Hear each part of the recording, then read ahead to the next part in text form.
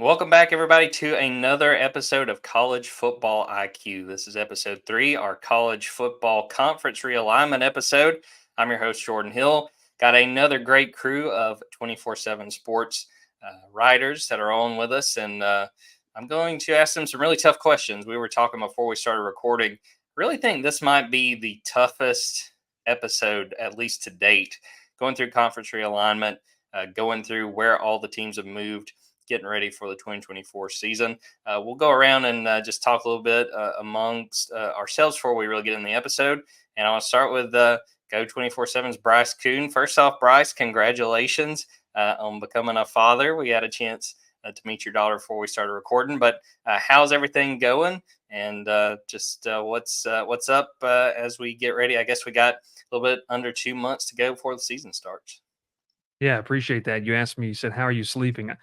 And I said, "I'm sleeping well." And then I went and took her back in there, and my wife reminded me, said, "Yeah, because you don't have to be the one that gets up and feeds her at 3 and then 4 and then, 6 and 7 and then on." So, no, we're doing well. We're doing well. Baby's doing great. Mom's doing great. And like you said, I had some coworkers tell me, "Hey, y'all planned this the perfect time. The baby will be 3 months old when the season starts. So we'll see how many LSU games on the road we get to travel to." But yeah, you're right. Season's about here.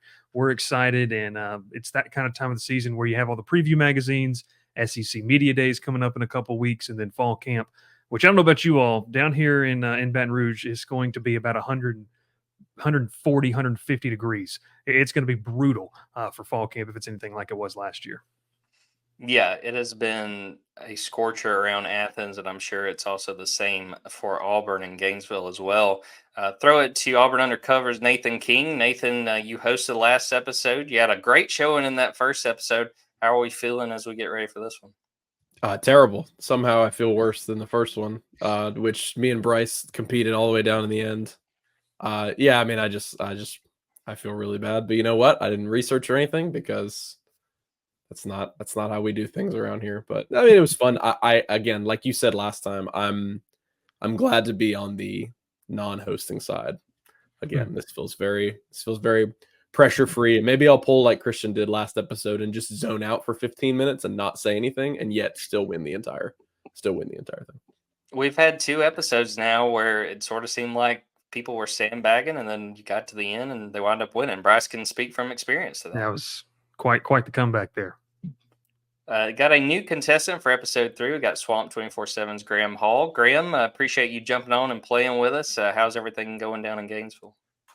Everything is great. Like Bryce said, it is going to be brutal for fall camp, so I'm enjoying being inside right now. Nathan, we should be a little more confident though, because Bryce is sleep deprived. We have the Mm. mental advantage. I think we have to take advantage of that today here. But I got to be honest, I really have no idea what I'm in for. Like Nathan, I did not prepare because I didn't know what to prepare for. So I assume that you guys brought me on to beat up on someone so you guys won't finish in last place, and I'm happy to serve as your tribute. What a great guy, and what a outstanding attitude going into this episode. So, for folks who did not see the first 2 episodes, we kind of play this in a Jeopardy style. All the questions are going to be about conference realignment, and this episode is really evergreen. But I do think it's worth pointing out we're recording this on July 1st, which is the day that Oklahoma and Texas officially joined the SEC.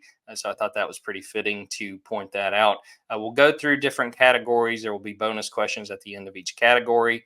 I'll keep up with the point totals as we go through. And by the end, we will do a final Jeopardy style question to figure out who wins this championship. And for those listening, to determine who buzzes in, we have a private chat, and I'll read a question. Whoever types in the chat first gets their chance to answer the question. So let's look at the categories for the conference realignment episode.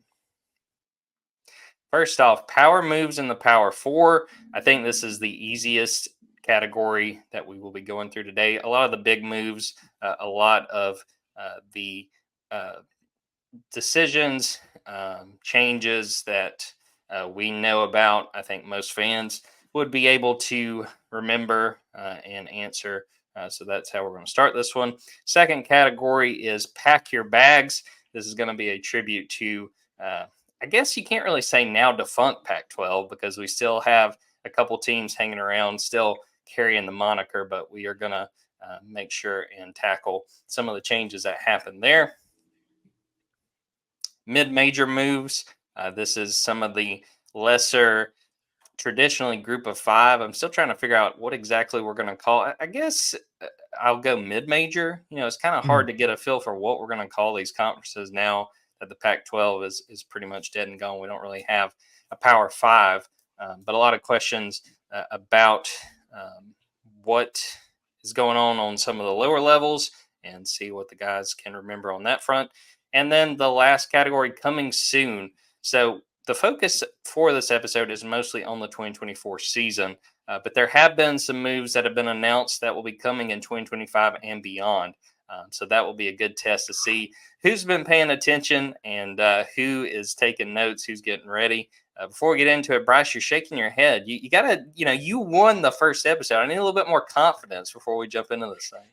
Well, Graham hit the nail on the head, and I was hoping, he wouldn't point it out, but, I don't know if my cognitive ability is going to be quite there with the likes of Nathan and Graham, or I've been, using those wee hours of the morning to really study up on conference realignment. So it's really kind of a, high risk, high reward type of opportunity here, but I'm leaning more towards the high risk of what we'll see here. I'll make sure, too, after we go through these categories, got a few questions that we'll talk about, sort of a panel style, about some of the big issues in college football and get the opinions of everybody that is playing. All right, if you guys are ready, we're going to jump into this thing. Give me a thumbs up if we're ready to go. All right, let's do it. All right, the first category, power moves in the Power 4. And the very first question. The latest round of realignment got underway in July 2021 when these two Big 12 teams reached out to the SEC. Nathan King has buzzed in. Nathan, who you going with? I'm going with first of all, my method will be the same as it was the first game, and that is buzz in as fast as humanly possible. Texas and Oklahoma. That is correct. What a great strategy to start this thing off. I think our contestants are probably going to follow suit. All right, second question. The Big Ten responded to the SEC's move by adding 4 teams from the Pac-12, USC, UCLA, Washington, and this team. And Nathan has buzzed in again. Nathan, who is the 4th of these Pac-12 teams? It would be the Oregon Ducks. Quack, quack. You are correct. Nathan with a quick $200, and I think Graham has probably learned really quickly that it's all about the buzz-in. And I will say this, these questions will get a little bit harder, but we had to get everybody in rhythm. Determined to not be left out, the ACC countered by adding 3 teams. Cal and Stanford will be first-year members this season, along with this former AAC team. We got someone else buzzing in. Bryce, who is that former AAC team? SMU. That is correct. Next question. After all these moves, there are 4 FBS independent schools remaining. Notre Dame, Navy, UMass, and this Northeast school. And it looks like Bryce has buzzed in again. Bryce, who is the other independent team? Okay, this is just part of, a page out of Nathan's book here. So I just went and buzzed, and now I got to sit here and think about it. I'm going to give myself a second here. Is it UConn? That is correct. You got it. Okay. All right. Is Jim Mora still the head coach up there? He sure is, and Wow. It's not going great, but you know what? At least they've got basketball. There you go. All right, so guys, we are moving on to the bonus question for this round, and just a reminder, I'll have each of you guys text me your responses, and we'll give you guys probably 30 seconds or so to mull over your answers. You get $100 a piece for each answer you provide. And let's look at the bonus question. Oklahoma has joined its 4th different conference since 1915. For 100 points each, name each of these conferences, and I'll point out that their most recent conference, their new conference, is among these 4 answers. So we'll go quiet, give you about 30 seconds or so, and send me what you got.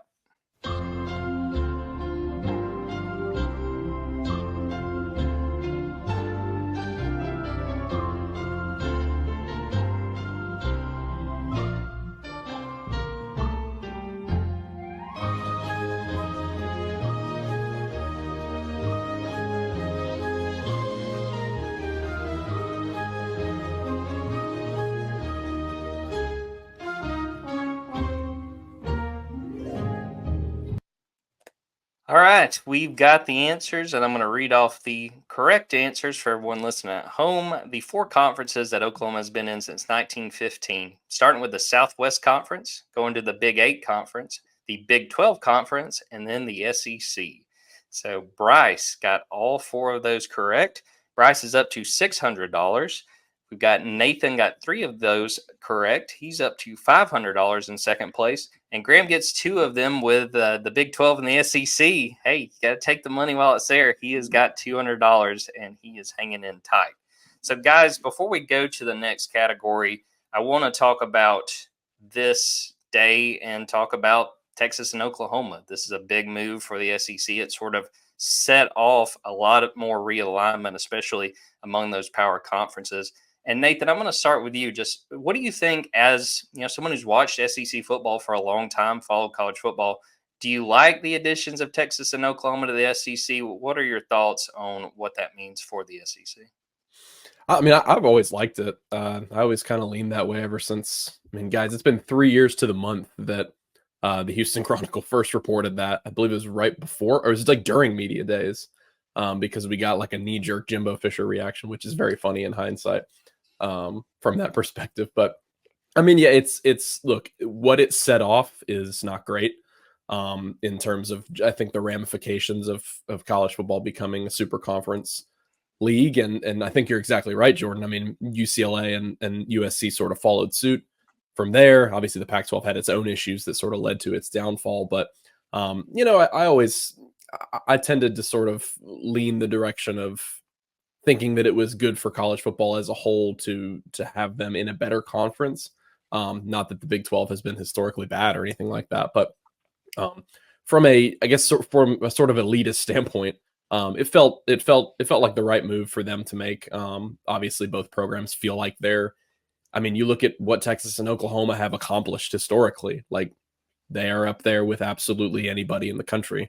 And then the footprint makes sense as well. And so, from a perspective of, football fan, somebody who wants to see these matchups every year, that's going to be really awesome. The rivalries that are coming back, particularly Texas A&M, is going to be great. I think it adds to this conference, but I think the concern is about, and we've been talking about this for years, but the concern is about what the ripple effect is 10, 15 years down the road, and whether it sort of, creates an elite category in terms of power conferences, because that's pretty much what we're looking at right now.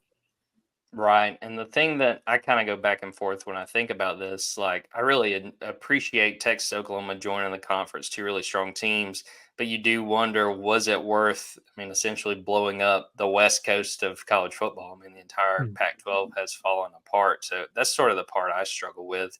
Graham, what do you think about Texas and Oklahoma joining? As someone who's watched a lot of college football, do you like the move? What do you make of them joining the conference? I definitely think that there are pros and cons to it. I think for a competitive aspect, a week to week, getting the best matchups, the return of rivalries, I definitely like that aspect of it. What I'm not looking forward to, and I think we're all going to be engaging in conversations like this for the foreseeable future, is how do you rank 9-win, 8-win SEC teams against teams in the ACC, the Big 12, the Big Ten, even how they do in their respective conferences, because I do think that there is a more sizable gap right now when it comes to the top contenders right now in the SEC. And maybe that's a little bit of an elitist perspective for the Southeastern Conference. But if this move had happened without college football playoff expansion, I think we'd be in a lot more trouble, because you're going to see a lot of teams that you can make a case for being among the top 6, top 8 teams in the nation, that they're going to have 2 to 3 losses this season. I think that absolutely that's going to be the case. And so having this go hand in hand with college football playoff expansion, I think will alleviate some of those conversations and some of the concerns that people have. But I just kind of come back to that this is not going to be the last time we see conference realignment. This is just kind of knowing that this can be done rather quickly too, and that teams can force their way into another conference, and it's just going to keep continuing to change. But that's really what college football has been for the last decade, really, since the end of the BCS era, is just continued revolution and evolving in a sense. I think for me too, a piece that, Regionally, I think it makes sense with Texas and Oklahoma, and maybe that's coming from someone that likes the SEC, has always watched the SEC. But you can kind of see that. But to see some of the moves we talked about in that first category, seeing SMU in the ACC, seeing Cal in the ACC, seeing those teams in the Big Ten.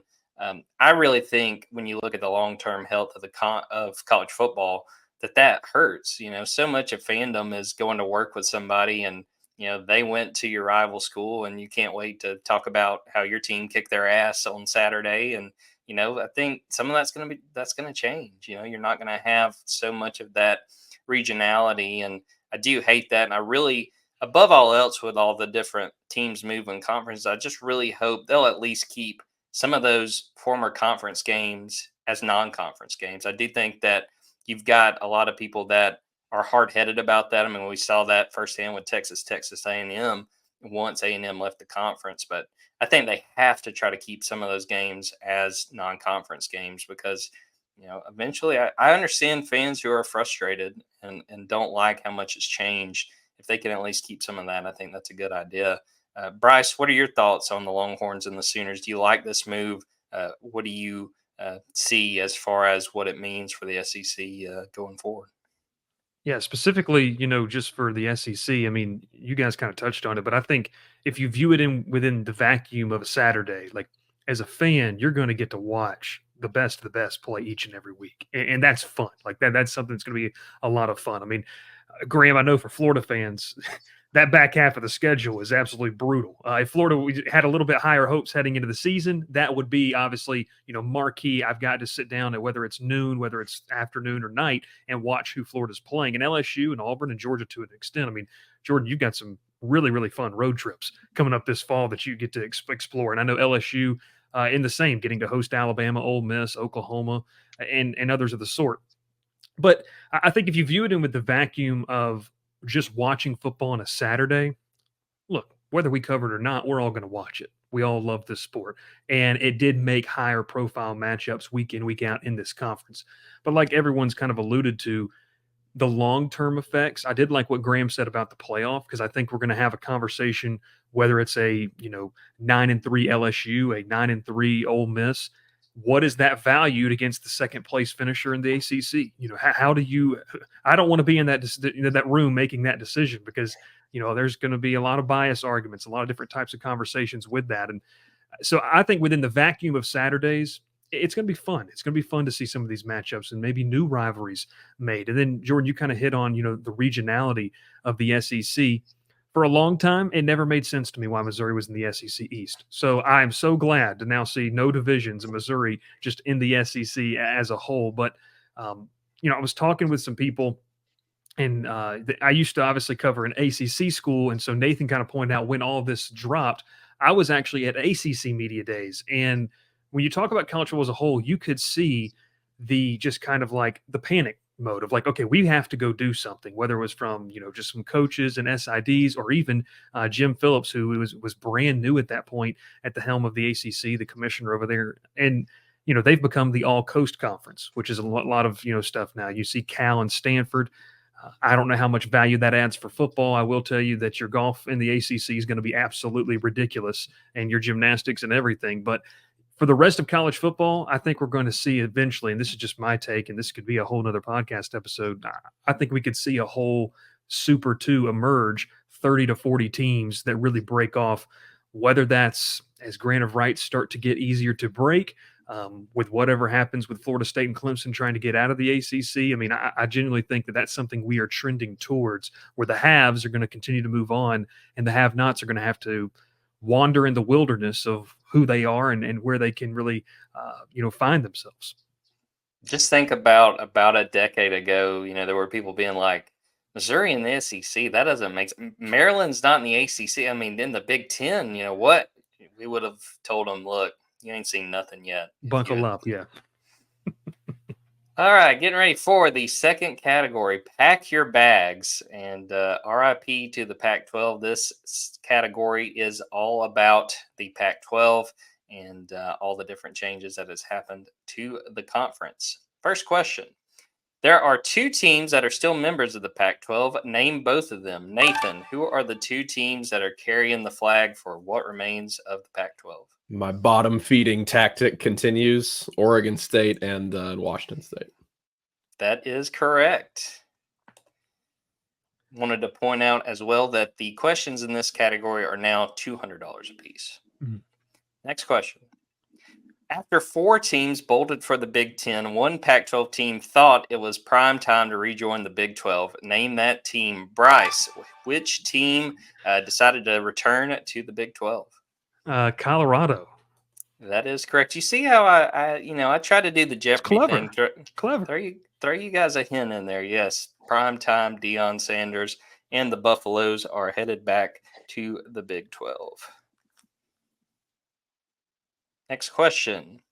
There was another Pac-12 team that joined the conference with Colorado in 2011 and is following the Buffaloes to the Big 12. Name that team. Nathan, you buzzed in first. Who is following Colorado after joining the Pac-12 with them in 2011? I feel like this might be wrong. Ma'am, it's Arizona State. That is incorrect. Yep, That is that's what I thought. not the right answer. All right, Bryce, you buzzed in second. Who is that team? Utah. I think. That is correct. The Big 12 added 2 Pac-12 teams from the same state this offseason. Name that team. And Graham Hall buzzes in first. Graham, which state has 2 teams going into the Pac-12? Is it California? That is incorrect. Man. All right, Bryce, you buzzed in. Which state has 2 teams going to the Big 12? Arizona. Bryce, take it off the tee, my guy. Come on. Good job, Bryce. I did I'm get some broke good now. rest last night. I did. I coached up the daughter. I coached up the daughter. I said I got to get some good sleep. Absolutely. Got a big day tomorrow. Absolutely coming in clutch for her father. We love to see that. But here is the bonus question. 5 different Pac-12 teams won conference titles during the conference's championship game era, which was from 2011 to 2023. Name each of these schools that won the Pac-12 championship game.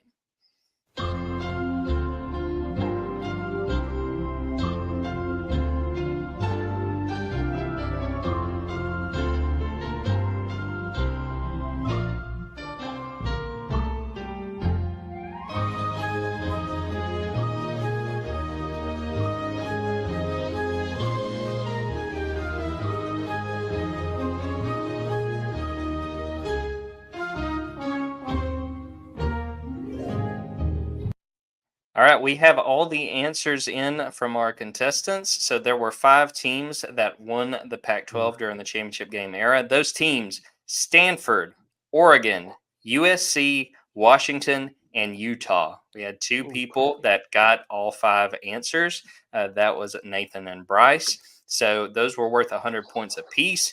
And we'll do a quick rundown of the scores. Bryce has just set the pace with these first 2 categories. He's up to 1,700 points. Nathan is in second with 1,000 points. And Graham, who got 4 of the correct answers on the bonus question, is up to $400. So everybody's hanging tight. And Graham, I just want to tell you, the last 2 games that we've played, there was one player who jumped out to a big lead, and everybody was going, all right, this is their game. And they wound up not winning. So no need to panic quite yet. I'm not panicking. I'm just preparing myself for that bronze medal, that sweet, sweet bronze.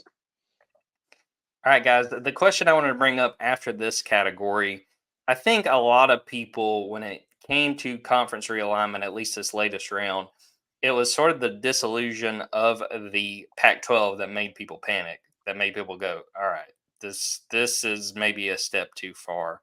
I'm going to start with you, Graham. Do you think that this is a huge concern for the health of college football, that, what was a conference that made a lot of sense regionally on the West Coast has totally fallen apart? And not only that, like we were talking about a few minutes ago, you've got, Cal and Stanford playing teams on the other coast. I mean, you've got 2 teams that are still sort of in the conference, but they're playing a lot of Mountain West schools. How big of a concern do you think it is for the sports health that the Pac-12 has completely fallen apart? I think it's pretty interesting when it comes to when you look at what teams dropped off in competitiveness the last decade. Because if you still had this situation where USC was as dominant as it was, Stanford was competing for a national title. I know we just had Washington in the championship, but that coupled with the us being in this streaming era where networks are also kind of figuring out what their future is, how they're going to make as much money as possible when so many people are cutting the cord. Those two things, and then the Pac not figuring out that deal. I don't know. They were working with what, Apple or something like that, Amazon, one of those two. That whole perfect storm here. And then you couple that also with their 2020 COVID shortened season where you saw teams play, what, 4 games out there in the Pac. That cost them a significant amount of money. And as you guys know from following the SEC had kind of that, I call it a slush fund in a sense, where they had that massive reserve where all the schools would be able to make up, yes, a decrease in 2 games, but they would get, I think it was 23 million or so per school during that. And so that allowed those teams to, I think, stay a little bit more healthy. And it kept interest generated in the SEC when there was no football after the second, third week of September, whatever it was, where I think the SEC has just continued to capitalize off that. And then also being at the forefront of conference expansion when it was happening, 3 years ago. All of these factors led us to where we are today. So I try and not sit back and look at it as maybe an indictment or this overall hit to the strength of college football. I think it really kind of drives home the point in my mind how this is a year-to-year sport. The phrase recruit every single day or die, that applies to the people brokering these TV deals, that applies to the decision makers who are deciding, whether the season is going to continue in the COVID era, not to kind of bring that back up as well. But all these factors led us to where we are today. I would like to see a return to super conferences. I would like an East Coast, West Coast type situation, kind of like the NBA in a sense. I'd really, really like that. But it's going to take some more changes over time here to get back to that. Because frankly, I do kind of think we're in a little bit of a point of no return right now with how much the gap has widened between the SEC and the schools out west right now. And I think too, even in the lead up to the Pac-12 falling apart, I mean, think about how many years in a row the conference was really irrelevant when it came to the playoff discussion. I mean, the great irony is their last year, they were incredible. Washington and Oregon playing some great games, but there was such a long time you could kind of count out the Pac-12 and say, okay, they're probably not going to make it to the 14 playoff, and more often than not, they didn't. And I have to think that that was part of the issue, and it certainly didn't help things. And then once the USC and UCLA ball got rolling, I think that you kind of had a feeling it was going to be the beginning of the end. And I give a lot of credit to Colorado for kind of reading the tea leaves and being like, look, we need to get out of here. And I think they were the first sort of after that initial wave, and that sort of got the ball rolling for the entire conference to fall apart. Bryce, what do you make of how the Pac-12 has totally fallen apart and what it means for the health of the sport going forward? There's a term that I like to use a lot whenever I discuss this, and it's brand value. I mean, we all cover teams that even when they struggle, the brand value's there. Fans are going to show up. People are going to buy the merchandise. People are going to watch. And I think the Pac-12 lost a lot of that, especially, one conversation that I've had a lot with people is that, when we were growing up, USC's helmet, that logo meant something. It really meant something. The Matt Leinart days, the Reggie Bush days, Lindell White, a lot of the great players that they had with Pete Carroll. And for recruits that are, maybe not now, but in the kind of the middle of the 2010s, it just didn't mean as much as it did the previous decade. And I think that once USC kind of lost a little bit its luster, UCLA was kind of this middling program trying to find themselves. Yes, Oregon kind of kept it afloat, but it was way too top heavy. And like you said, Jordan, it's kind of ironic that the last year was one where you wanted to tune in to Pac-12 After Dark. I mean, it was one of those kind of must-watch TVs. I know every single time I got back from a game, I was like, "What is there a game on? Like, let's watch this," because typically they were really good matchups. And so, you had some programs that helped keep it afloat, but just from a brand value perspective, and kind of piggybacking off what Graham said, that's what these media companies want to see. The numbers at the end of the day. What are you going to be able to bring in? Is this must watch TV? I mean, to really kind of get into it, Nielsen ratings have completely changed. It's not the same anymore with streaming. And so I thought that was a great point that Graham brought up, because I think it lost a little bit of its shine, its luster. I believe they call themselves the Conference of Champions. And I feel like we just lost so much of that with kind of a lack of relevancy in the playoff, like you said. I mean, you can almost count on your hand, and I believe you can on just one hand, the amount of times they reached the playoff before this past season. I remember, obviously, the year Oregon, went and played Florida State in the Rose Bowl. And then that one year Washington, I think, played and got smacked around by Alabama. And after that, I'm really trying to really remember off the top of my head. I can't even think of one. It just comes clear as day to me. But if we're talking SEC, we can sit here and name, okay, I remember this year, 2016, 2017. You just kind of remember things like that. So I think that's part of it. And then just to kind of end it here, what I mentioned earlier, the ACC is a conference that has a lot of historical, value in terms of some brand value programs, but they're starting to enter a phase of where the top heavy programs are actively trying to get out. And so I think that you saw the blueprint of what the powers that be in the Pac-12 did. The ACC could follow suit. We'll see how it happens, but like Graham said, it's setting up for an NFL, NBA style. Like I think, although it's not something that we grew up on, and I'd always like to go back to the regionality of college football. That's what makes it special to me. That's what I fell in love with in the sport. If we're already moving in this direction and the train's hurtling towards the end of the tracks, let's try to make this the best possible product it can be. Because, like Graham said earlier, it's continuing to evolve, continuing to change, and so I think one day we could see an East and West of maybe 30, 40 programs that, have the money to be able to do it. And unfortunately, that's going to, see a lot of traditions, a lot of things kind of go, by the wayside. Yeah, I thought it was a great comparison, Bryce, between the ACC and the Pac-12, and we'll get into with some questions in a few categories. The ACC's got a lot of questions that they have to answer, and I wanted to bring up too, talking about how relevant. I think all of us pretty much started watching college football around the same time, and USC was a power, and not only did the helmet mean something, and they were winning these Heismans and competing for national championships. But I think about the pop culture piece of it too. Snoop Dogg being at USC practices, Will Ferrell being there. Like, I think people cared even outside of just the people like us who would watch any game on any given Saturday. And the Pac-12 before last season, it felt like a lot of it had kind of become a niche thing. Like you're saying, we would get home and be like, hey, let's, I don't really have anything into a Washington State and Arizona State game, but they're on. Let's see what's going on. And it is a shame that last season wound up being as good as it was.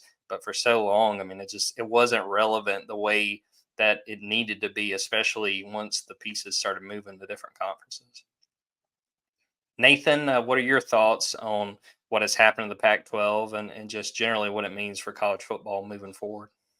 Yeah, I mean, not to harp too much. I think Graham and Bryce kind of covered it pretty well, but it felt like too, like from an administrative standpoint, this was sort of a masterclass in death by 1,000 cuts. Because I think going back to somebody like Larry Scott, I don't even remember all the specifics of everything that happened, but I do remember him being regarded as a very bad commissioner. And George Klavikov, sort of inherited a bad situation, but as Graham mentioned, they botched an opportunity for a TV deal. And so they kind of got left out in the snow all of a sudden. And, that is, I definitely think I think it's a little bit concerning, the possibilities of, so if you look at everybody who had to go somewhere from the Pac-12 and needing to jump ship and grab hold to something that's more, honestly, just more financially secure is probably like the number one thing you're going to do. I just think about, I'm sure we'll get into this, sort of comparable situations maybe happening in the future with somebody from the G5 who doesn't have that kind of financial stability, doesn't have, the kind of tethering that the Pac-12 has now. with all their all their teams splitting off to different conferences. And just the Washington State Oregon State situation, it just makes you kind of sad. Like it just makes you sort of upset, especially with the kind of seasons they were having recently. You mentioned how good the Pac-12 was last year. That game between those two last year was incredible, wasn't it? Between Oregon State and Washington State. And so, it sort of brings to light, I think the Pac-12 has, not to have like a darker opinion of this, but like it brings to light the concerning and sort of harrowing possibilities of if you're not hitched to a good TV deal, sorry, see you later. And it's like Bryce said, the haves and have-nots. That's going to continue to be a thing. I just sort of hope for everybody's sake that when it inevitably either just East or West Coast, like we were talking about, or just 2 or 3 big super conferences that kind of put things together in a postseason type way, regardless of what the format looks like, you just kind of hope everybody's got solid ground to stand on, because there are a lot of programs that are more financially stable than others. At the same time, going back to the point on Colorado, this is fast moving right now, and it makes you sort of look ahead to somebody like a Clemson and a Florida State in the ACC, like jumping at the right time, and what those dominoes are going to look like. And so, yeah, I mean, it's just felt really chaotic. I mean, I don't know, looking back on the history of this thing, and I don't know about other conferences from 30, 40 years ago, but for a league to just melt down to 2 schools in it felt like a year. I don't know the exact timetable, but it literally felt like everything just started crumbling. And here we are a summer later, and the league doesn't exist anymore from a competitive football standpoint. So it's scary. It's scary what can happen so quickly.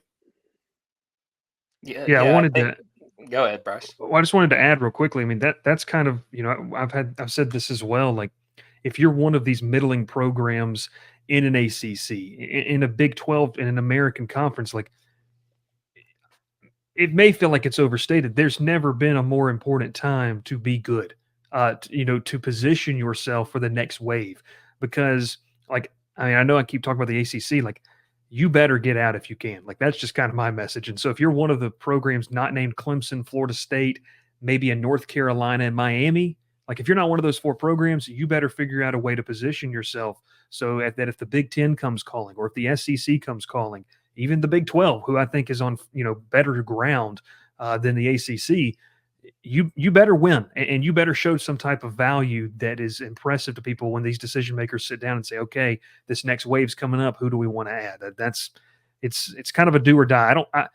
Within the scope of where we are in our world and social media and technology and media rights deals, there really may not be a more important time in the history of these football programs relative, to the time period that we're talking about.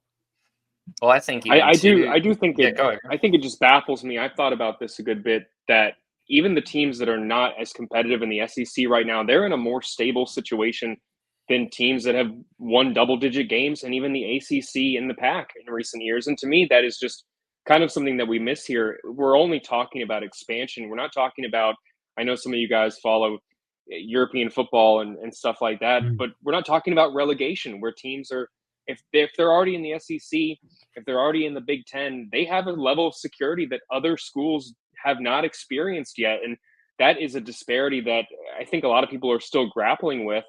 And if you're at one of those schools, Clemson, Florida State, I think it has to be a little bit frustrating that you're not reaping as many rewards for your level of competitiveness in recent years compared to some of the other schools in the SEC. I think about, too, to Bryce's point, before Dion got to Colorado, does Colorado get back in the Big 12? I'm not convinced. I mean, they were not relevant. They were awful under Carl Durrell. Hadn't been really relevant nationally since the early 2000s. So, yeah, I mean, if you strike at the right time, it seems to be what makes a difference in being, getting on the life raft and being in the water, watching that boat take off.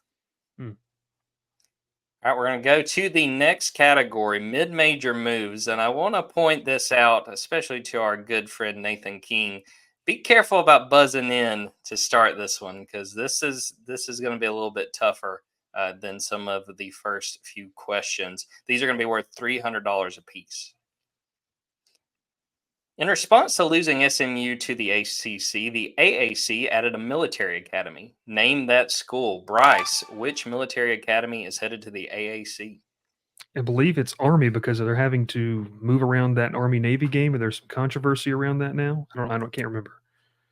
It is Army, and I got to be honest, I don't know the particulars on the Army Navy game. I know that now it sounds like with the new playoff coming in, that Army Navy won't be the only game played that day. Definitely gonna make things a little bit more complicated, and that is going to be a loss of a tradition of getting to just watch that game. That is going to be very different. The Sun Belt surprisingly stood pat this offseason. It was a smart strategy given the success of its latest edition, which went 11-1 in its second season in the conference. Name that team. Bryce is just all over this one. Bryce, who is this Sun Belt team? Is it James Madison? That is correct. The James Madison Dukes. And I got to be honest, when I was going through these, I really thought that there was a little bit more movement among those group of five schools, those mid majors, and honestly, not a ton. And I think a conference, I should say, like the Sun Belt, they looked at an addition they had just made in James Madison and said, hey, we like where we're at. We're going to stay put. If I might, real quick, just Go one ahead. comment on the Sun Belt. Having gone to a Sun Belt school, I did want to say one thing I love about this conference is that they have maintained regionality when it's no longer popular. So there's a lot of, rivalries between, the Georgia States, Georgia Southerns, App States, that old FCS rivalry. So it's a conference that's kind of a throwback and has really dug their heels into while everything else is changing. We're going to keep regionality and some close-knit rivalries. That's all. But it's kind of fun. Sun Belt Tuesday night games, those are a lot of fun to watch. I'm a huge Sun Belt fan, and look at some of the teams they added from other conferences, like a Marshall. I think that they fit in great in the Sun Belt. I thought that was a very wise decision. Our next question. Conference USA continued its recent trend of adding teams from the FCS level by plucking a school from the Peach State. Name that school. Bryce is just smoking these guys. Bryce, chill out. What team from the Peach State is headed to CUSA? Hey, they got a little love in that latest drop of the EA college football game. Kennesaw State, the Owls. Hooty hoo, that is correct. And I'm really hoping they're going to have the plank on the sideline. I'm not convinced that it's going to make the game, but I do think that would be a nice touch. Speaking of the CUSA, the conference has seen an incredible amount of change this century. One of its members from the Lone Star State now has the longest active tenure after joining in 2005. Name that team. All right, Graham, you were the first one to buzz in. What team from the Lone Star State is now the longest tenured in Conference USA? Is it Houston? That is incorrect. Houston's now in the Big 12. They're up and rolling. Oh, All right, man. All right, Bryce, you are up next. Which team from Lone Star State is the longest tenured in Conference USA? Is it Rice? That is also incorrect. I cannot believe this. So we got two incorrect answers in a row. Nathan, all right, man, got to try to save us here. Who is the Texas team that is the longest tenured in the CUSA? UTEP? That is correct. Wow. Look at that. The third time was the charm. Let me get bonus points for that. I'll give you a sincere congratulations. How's that? Feels like there's about 500 college football teams in Texas at the FBS level. As God intended. Correct. All right, we are on to the bonus question. UCF is a school that bounced around different conferences before reaching Power 5 status in 2023. The Knights have played in 4 different conferences since 2002, and for 100 points apiece, name each conference.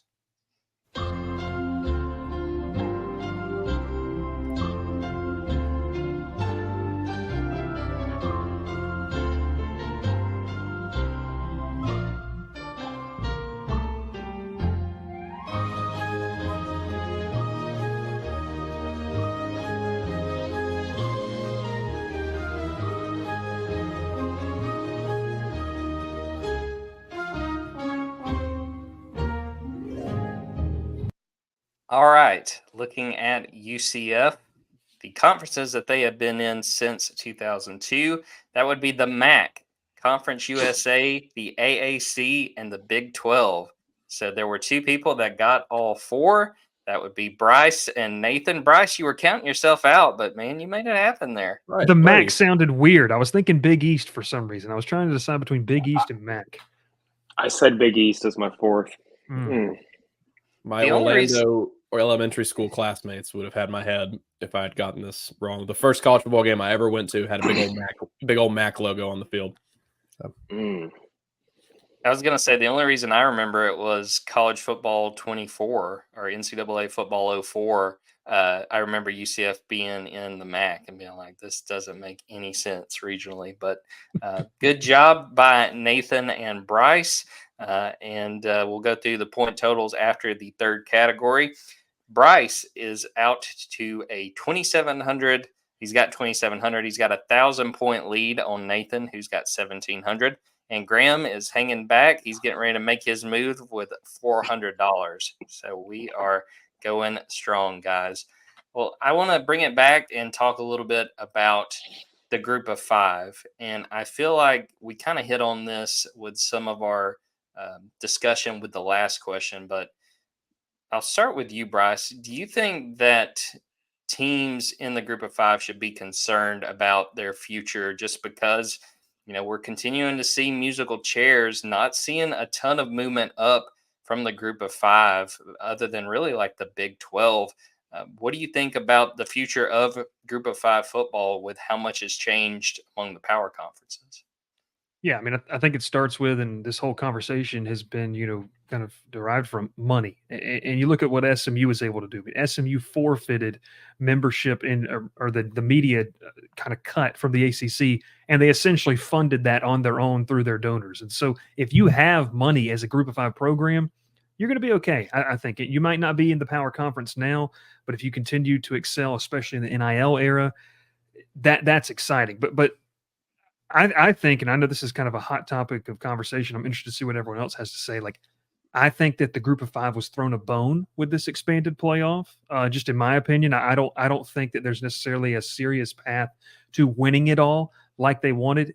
You're going to get a seat at the table, but it's very minuscule. And look, I like group of five football. I think that you've seen some really, really good teams kind of rise to where you could argue there's two or three. Like even last year, I believe it was Liberty that kind of got that New Year's Six invite, and there was a lot of conversation that Tulane or SMU should have gotten that invite. When those two teams finished top two in the American. So there's been some really good teams that have made the jump. But I just think it comes down to money. Like if you're one of those programs that does not have a lot of money, what's the alternative? Well, and this is a guy that's from my hometown, Jordan. I believe you were, in Columbus around the time, or are you obviously familiar with like a guy like Dell McGee at Georgia State? Like, become the ultimate feeder program. Find guys that are, maybe undervalued or overlooked, and turn them into, Power Five players a year or two later. Outside of that, I think there is a concern level about where you're going to be placed. And like I said earlier, I think we're moving to a system where you're going to have the top 30 or 40 teams, and then the bottom level group Power Four teams are going to mix with this group of five, high level teams to form their own kind of. And Graham kind of alluded to it. I wouldn't mind seeing it, some type of relegation system to where you're still playing for a chance at playing with the big boys. But outside of that, it comes down to money. If you don't have the money, then there's a concern.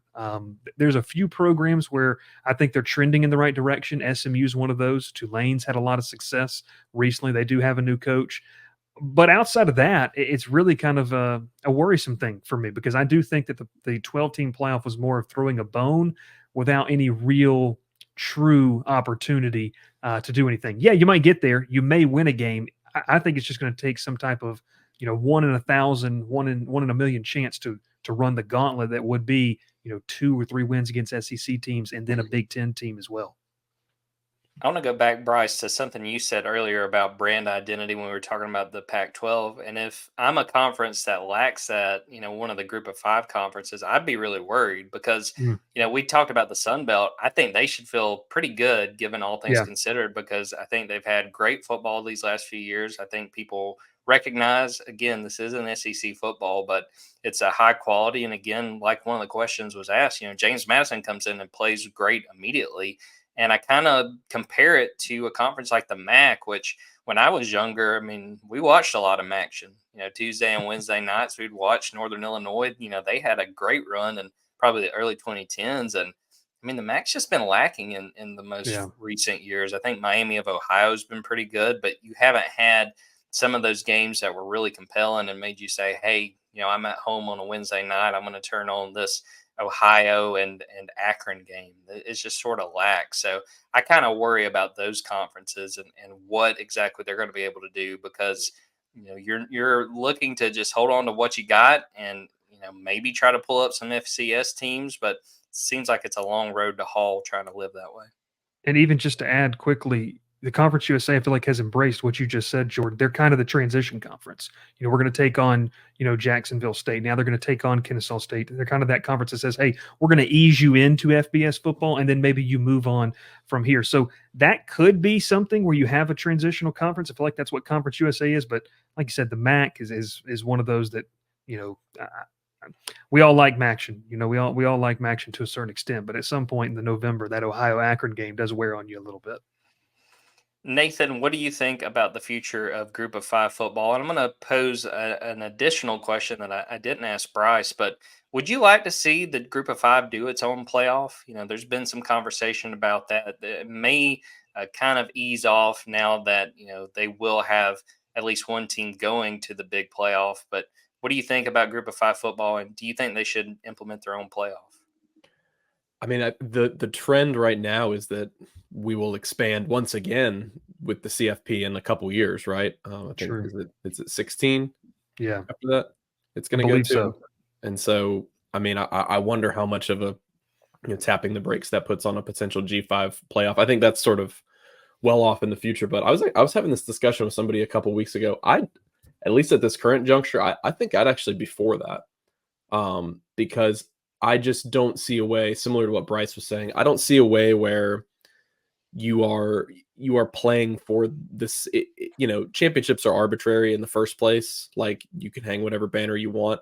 So why not go play for a title? Why not go give yourself a chance to play for a national championship every year? Because, like Bryce said, I mean, you're looking at a 1 in 1,000 chance that you are ever going to do that against the programs that you have 2 people on your roster that could play, football in the, could start in the SEC or the Big Ten. I mean, it's almost, not to that extent because the pros are the pros, but it's almost that argument people make where it's like, what would happen if the Cleveland Browns went up against, 2011 Alabama? Now, not to that extent because we see G5 teams beat Power 5 teams all the time. But I just think maybe, we'll see what this thing looks like 10, 15 years down the line. But if, we sort of aforementioned the potential super conferences and, East versus West, I just don't know if it'd be very fun to be in the G5 at that point, because number one, you're already a feeder school. And if the portal continues to be what it is, you're going to continue to just be a farm system, essentially. So why not give yourself a chance to go win a national title?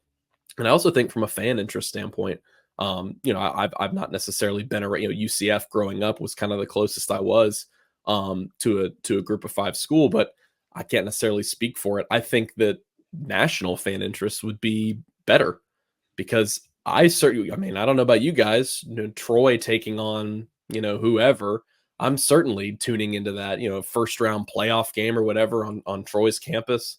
Or even, the semifinal or the national championship game, the group of 5 national championships, or whatever we call it in 10, 15 years. I just think that would take, and this is part of a conversation I think that continues to dilute bowl games, but that would just take so much more cachet, in my opinion, to make it. And I would hate to just say, oh, it's minor league college football, but maybe at the end of the day, that would be the best thing for everybody involved. But something we haven't talked about that much is kind of, what Bryce said, the farm system sort of thing. That I think is a problem that needs to be either remedied, or it's going to continue to run away out of control where people can just pluck the best play. I think, Chris Hummer had that stat that it was like almost 50% of G5 starters entered the transfer portal. Like, it's those guys are going to just try to find more money, and more power to them. Maybe a playoff can help introduce more money to the group of 5 schools. But particularly on the playoff discussion, I think it's something that maybe not right now, but in the future, I think that's something that I would be pretty interested in from a fan perspective. I would certainly like to see it, and we'll get into this after the next category. But talking about, would you rather be a champion of that group of 5 playoff, or an also ran who gets their butt kicked in the first round? I mean, for me, if I'm a fan, I'd rather play for that other championship. I think that there's some value in that. Graham, what do you think? One, about that potential playoff, the group of 5 doing its own thing, and then just the health of group of 5 football, given all the realignment we're talking about. Well, I think for schools, it's going to all come down to how much money are you making to get your butt kicked is a first round exit in the college football playoff. I got to imagine that that's more money than winning the group of 5 championship. And unfortunately, as much as a fan of those programs would like to see their team emerge victorious at the end of the year, you have to look at the bigger picture and see, what does this do for the overall health of my school, my athletic department. And I think that a lot of people are wise enough to realize that there is a little bit more of an advantage to getting your butt kicked by the Alabamas and the Georgias out there in the first round than maybe taking on another group of 5 school and winning it all. I have to see how much those payouts are for the first round losers, having a game on ESPN or whatever it is. I got to imagine that the expansion is going to lead to billions of dollars in TV revenue. How much of that is going to a team that just plays one game and loses? I mean, that could be more money than they make the entire year potentially. And so I think that fascinating aspect of just even making it, what that can do for some of these schools that no longer are kind of on the outside looking in here when it comes to the finances. That's a fascinating thing for me. I think that obviously Bryce and Nathan make really relevant points when it comes to feeder schools.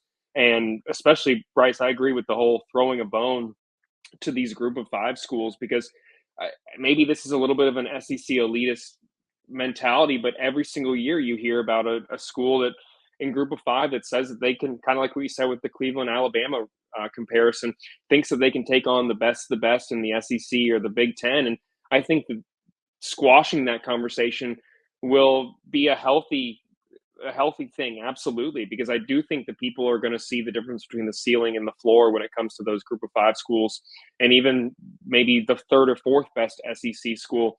But I will say this, there are a lot of people out there in the country that are tired of the SEC elitist mentality, the belief that the SEC is the best conference. And kind of what you were saying, Nathan, all the teams that don't make it, the fans of teams that don't make it, they are going to root for the underdog to win that game. And those schools who just make it are going to get, fans just who have a vested interest in them in that one game and hoping that they can beat, whether it's a school that beat their school or a rival of someone that they don't like. They're going to root for the underdog. That's a consistent thing in sports, is that if you don't have a vested interest in your team being in it, you're going to root for the underdog. So having a few more underdogs who are going to make it from the group of 5 level, those teams are going to have people rooting for them. And they're not going to be just seen as we're throwing them a bone here.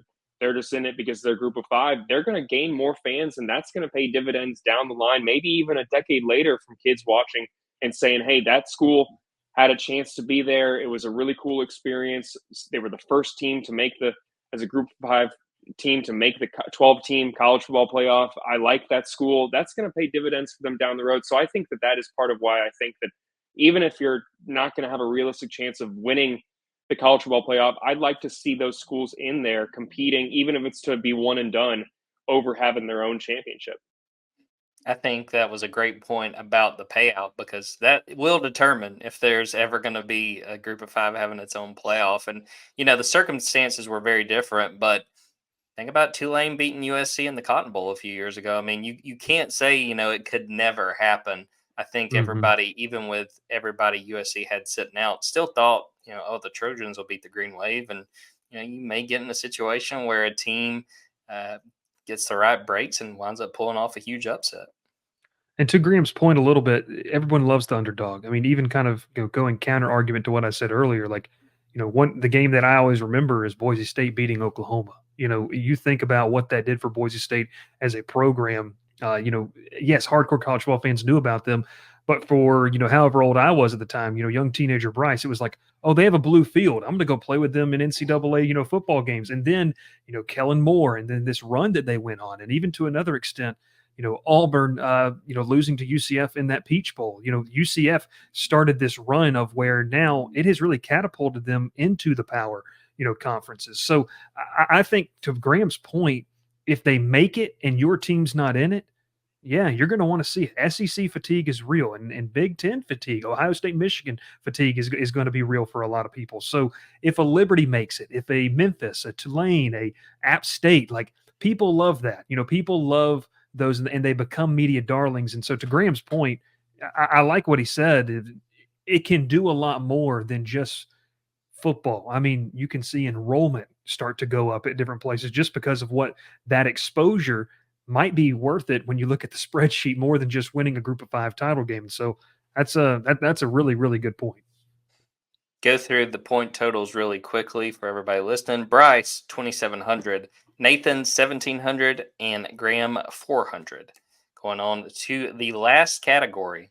Coming soon because, fellas, the realignment musical chairs is not over with, not by a long shot. All right, first question. The future of the ACC is very much in question due to a lawsuit initially filed by this member institution. Graham, you got on it first. Which school really got the ball rolling toward a lot of questions about the ACC? Florida State. That is correct. And I will also say that the questions in this category are worth $400 apiece. Next question. The CUSA has been one of the busiest with expansion. Come 2025, the conference will officially add this Northeast school, which is the alma mater of a Super Bowl winning quarterback. Bryce, which school is headed to the CUSA in 2025? I don't know why I know this. Joe Flacco's Delaware Fighting Blue Hens. That is correct. Sure. I'll believe All you. I know is I had a Joe Flacco rookie card, and it was in a Delaware Blue Hens uniform. That's all I know. So, next question. The CUSA announced plans to add another team with Delaware. This school's basketball team is currently coached by Quanzo Martin, and its football team was formerly led by Bobby Petrino. Bryce, you buzzed in again. Which school is also joining Delaware in the CUSA? Is it Missouri State? That is correct. I need to get help. Go Bears. Go Bears. Yeah, I need to get a life. I need to go outside today. All right, next question. Honey, we're going on a walk today. UMass has had a rough life at the FBS level as it was a member of one conference from 2012 to 2015 before declining full membership. The Minutemen are now prepared to rejoin the conference in 2025. Name that conference. Nathan has buzzed in. Nathan, which conference is UMass headed back to? Oh, man. I think it's the MAC. I think it's the MAC. That is correct. They are headed back to the MAC.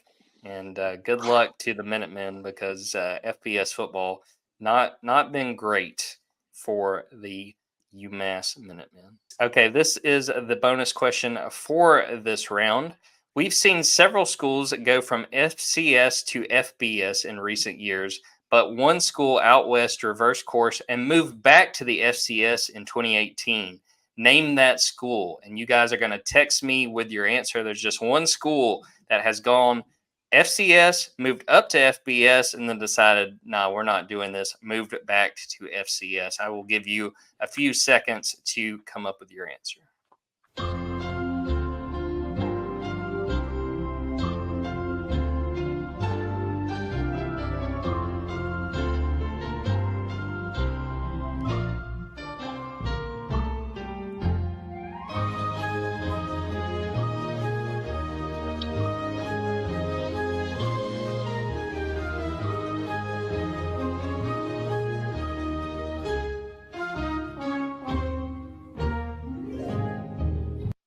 All right, got the answers in. Two people Respect the dome, my answered. friend. Respect the Two dome. two people answered correctly. It was the Idaho Vandals that moved back down to the FCS. Nathan and Bryce both got it correct. Graham unfortunately hit me with a no idea and a frowny face, which Formerly unfortunately of the Sun Belt, by the way. That was the Sun Belt Idaho Vandals. That makes no sense. None. That's That egregious. makes zero sense. Wow. All right, before we go into the final Jeopardy style question to end this thing, I want to pose a question to you guys. It's always interested me, and it's this FCS to FBS move. We saw Idaho say, "Look, we're moving back down." I think they've been relatively competitive in the FCS since they've done that. So, Graham, I'm going to start with you.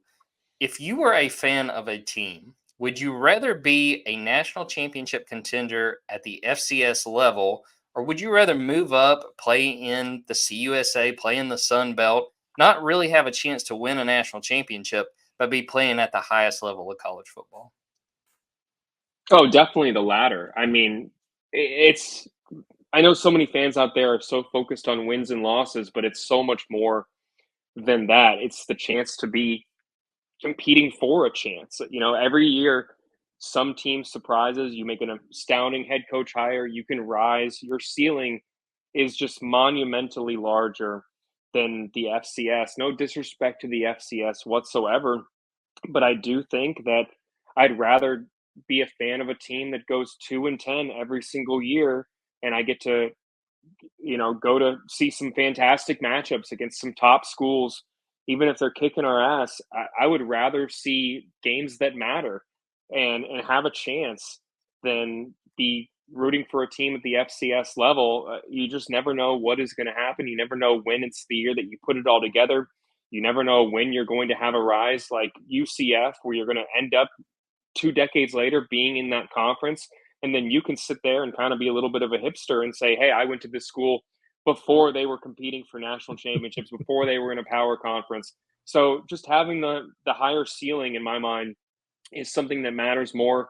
I know that, again, we're so focused on wins and losses, but, and also not even to bring the money into it, there's more money in losing at the FBS level than winning at the FCS level. And if you want to be a fan of other sports, basketball, baseball, you kind of just need to be competing in the FBS to enjoy those other sports potentially. So maybe that's not the greatest answer, the most competitive, but I'm not going to tell everyone that wins and losses are the only thing that matters. Obviously, they're the most important thing that matters, but there's a lot of other aspects of it that would go into me wanting to be a fan of an FBS team over an FCS team.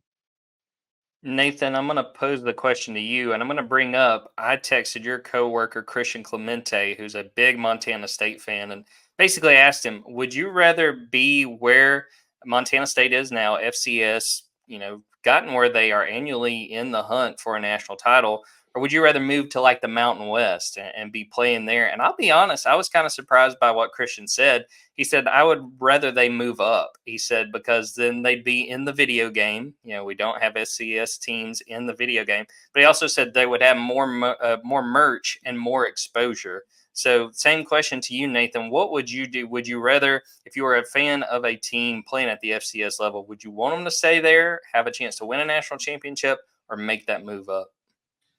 Yeah, I mean, I can't speak for Christian. That's obviously the first thing that came into my head because he is such a diehard Montana State fan. But yeah, I mean, I can imagine that's kind of tough to grapple with because I mean, you look at all the great FCS dynasties. There have been so many of them. North Dakota State feels like one of the last of its kind to still not make that jump yet. I think about here in this state, people don't know that UNA won like 4 national championships in the late 90s. They are now moving up from Division II to the FCS level, so a little bit different, but still a jump in competition level. Yeah, I mean, I think that would be my answer. Would be, look, the exposure is kind of the biggest thing. More people would know who your team is.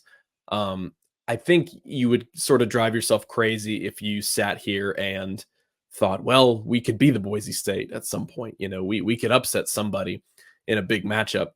that's going to drive you nuts. You may never reach that mountaintop of sorts, and beat another beat an SEC or a Big Ten team or something like that in a bowl game. And so kind of just I kind of agree a lot with what Graham was saying, that you would have an opportunity to play in more meaningful games.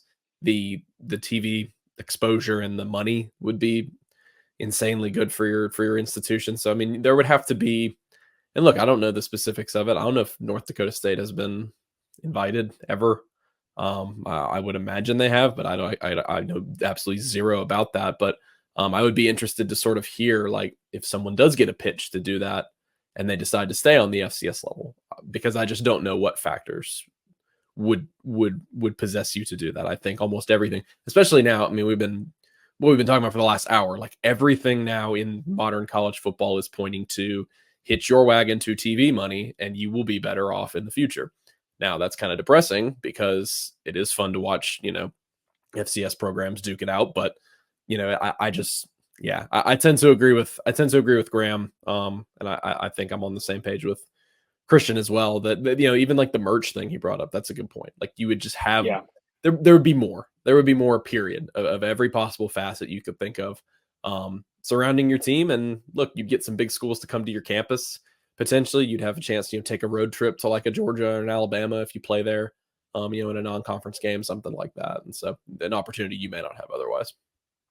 I think you make a lot of good points, Nathan. And I kind of feel like I go with like my heart versus my head on this, because my heart is like, oh, I want to lift up a trophy and say we're the best in the nation at the end of the year. And one thing that I do think makes the argument for staying with the FCS a little stronger is, you're able to watch these games a whole lot more easier than you could have, say, 20, 30 years ago. I mean, there was, I would imagine like the semifinals and the finals of FCS, what used to be Division One AA, would have been on ESPN. Other than that, you're not watching those games. But you consider the money, you consider what we just talked about. There's been a lot of teams that have done a very good job of handling that jump up. I mean, with James Madison having the season they just had, App State had some really strong seasons early on. So I think it makes sense. And I think, too, if I'm a fan, and I think it probably depends on your age, but to be able to say, hey, I was a student when this team jumped to the Sun Belt, or hey, I remember, taking my kid to games when they finally moved up, and we went to the Swamp one year, or we went to Death Valley and we got a chance to watch that game. So I think it makes more sense. I can understand the people that say, look, we want to compete for titles, but you weigh that against everything that comes with being an FBS team. I just don't think it quite balances out. Bryce, what are your thoughts on staying FCS, moving up? Which way, if you were a fan, would you lean toward? Yeah, kind of like you a little bit. The heart, you pull at the heartstrings, and you can say, hey, what Montana State, North Dakota State, South Dakota State are doing are incredible. I mean, they're incredible runs, regardless of what level of college football. It's hard to win, no matter where you are. I mean, I went to undergrad at a D3 school, so we got to see Mount Union and those programs up there just like dominate every single year. Mary Hardin Baylor over in Texas. But before I took the job at 24/7 Sports, I worked at Mercer with their broadcast team, and one of the big things that we always battled was we had some great games. Samford would come in to be a really, really fun matchup. But everyone always knew that, well, Georgia's got that 3:30 kick time, so you're going to see fans start to file out.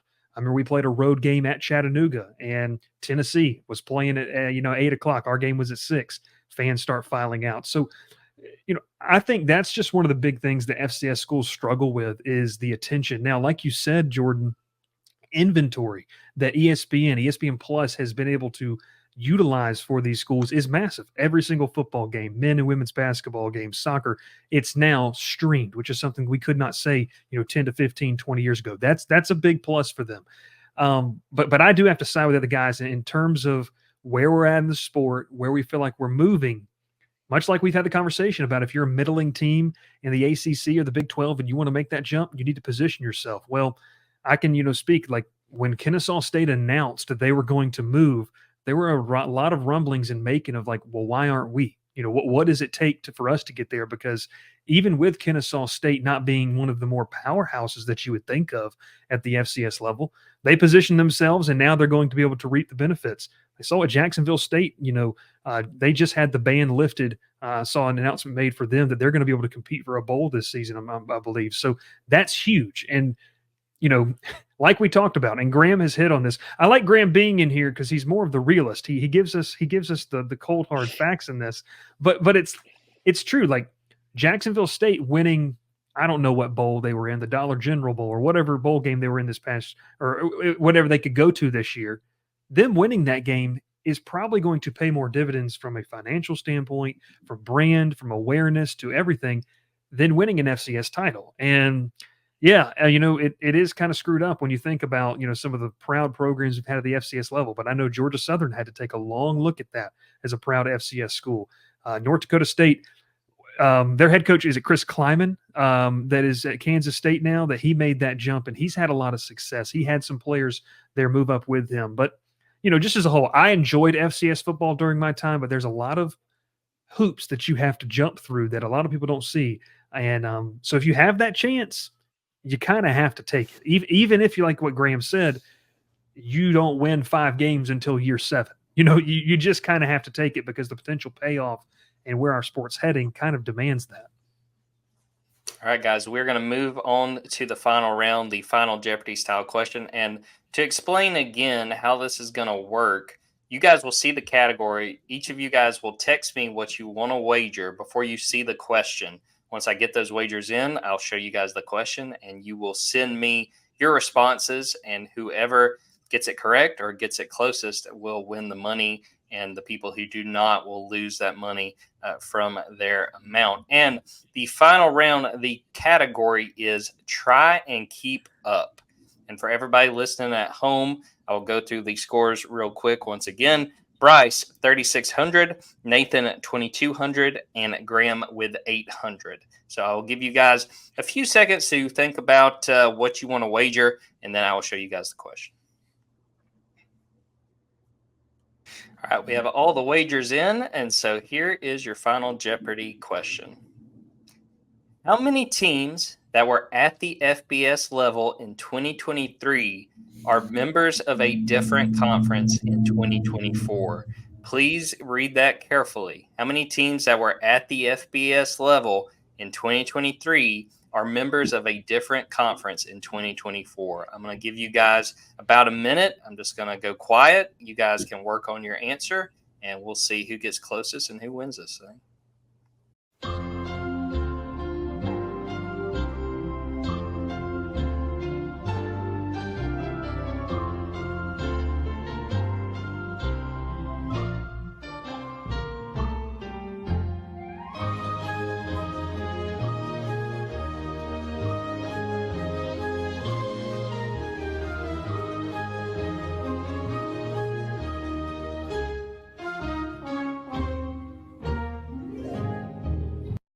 All right, we have our answers in, and I'm pretty sure this is the first time this has happened that somebody hit the final round question right on, hit the nail on the head with the correct answer. How many teams that were at the FBS level in 2023 are members of a different conference in 2024?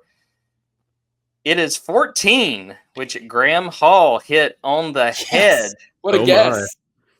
All right, so we're going to run through these numbers really quickly. Graham wagered $7.99, so he ends up with $1,599. Unfortunately, third place, but man, what a strong finish for I'll Graham. take it. All right. A distant third, hopefully. So Bryce, he had 16, which was close, but Graham hit it right on the head, so he gets the money. Bryce wagered $1,250. He ends up with $2,350. And then Nathan, who guessed 11, he Played it safe.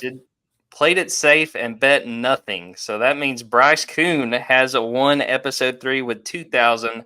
350. Bryce, congratulations. I think you had to sweat it there at the end. I'll get the final totals on here as I set it up for Bryce. What do you think of your performance and what it took to beat the competition today?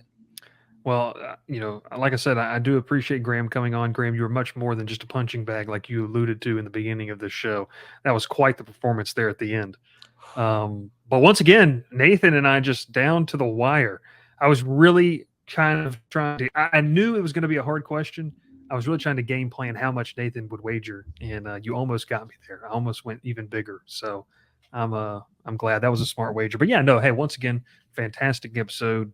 Shout out. I don't want to speak for Graham and Nathan, but shout out to Jordan once again hosting. Fantastic job. Does a great job of this. Jordan, if the 24/7 career doesn't work out for you, I do feel like you have a future as a game show host. You're able to do that. I hope, and I would vouch for you. I mean, Pat Sajak just retired, so Ryan Seacrest went to Georgia, and I think he's got his eyes and set on taking that job. But hey, don't make a move too soon, Wheel of Fortune. Nathan, any regrets? You went conservative, and it wound up costing you there at the end. Nah. I mean, would I have gotten anything? Would I have made any money? You'd have gotten a sincere congratulations, and I would have emailed our boss and seen if he could have sent you at least maybe some coupons or something. They got to send you some 247 swag. That's got to be an option. Yeah, they send me. They send us I got a bag tag a couple weeks ago. Maybe that was for my performance in one of the episodes. Who's to say, really? Wanted to make sure too and say the 14 teams. You've got 10 from the Pac-12 that obviously flew the coop. Texas, Oklahoma, Army, SMU. So that was the 14. Graham, did you know the number or did you just pull it off the top? I guessed 100%. Wow. And I was for some reason thinking just 12 from the Pac and then Texas and Oklahoma. That's just why I guessed 14. So undeserved to be in the, out of the hundreds here, honestly, to be as close to you guys as I am. I'm going to take it. I'm not going to take distant third. I'm still a little bit distant, but I do wish Nathan had been a little bit, more bold and maybe wagered 601, 602, giving me a chance at really getting out of the depths here and stealing that nice sweet silver at the end. But you played it safe so that you're not the biggest loser. All right, guys, let's get ready to wrap this. Get ready to wrap this up. I appreciate you guys hopping on. Any parting thoughts before we end this episode? Football season's almost here. I mean, it's going to be here really quickly, so it's a good reason to subscribe to every single one of our sites. There you go. Go ahead and plug that. It's good stuff. Great content from all these fellas. Absolutely. Go 24/7, Dogs 24/7, Swamp 24/7, Auburn Undercover. Great stuff. Nathan, Graham, any thoughts before we end this thing? I'm excited to see you guys in like 10 years at the SEC Media Days with 28 teams. I think that'll be a good time. It will be a lot of fun. I do know that I need to go and read up on conference realignment because my knowledge clearly lacks. You guys have thoroughly humbled me today, but maybe I also just need to get quicker at buzzing in and then reading. I don't know. Yeah. I'm going to go change a diaper now. So not my own, but don't talk about Glenn like that. I was going to say, if I had missed the last question and had $1 left, I would be changing my own. So we're going to end it right there. Appreciate Nathan, Bryce, and Graham for popping on. Appreciate everyone who watched this and listened to this. We are out of here. Everybody have a safe and fun 4th of July, and we'll catch you here real soon.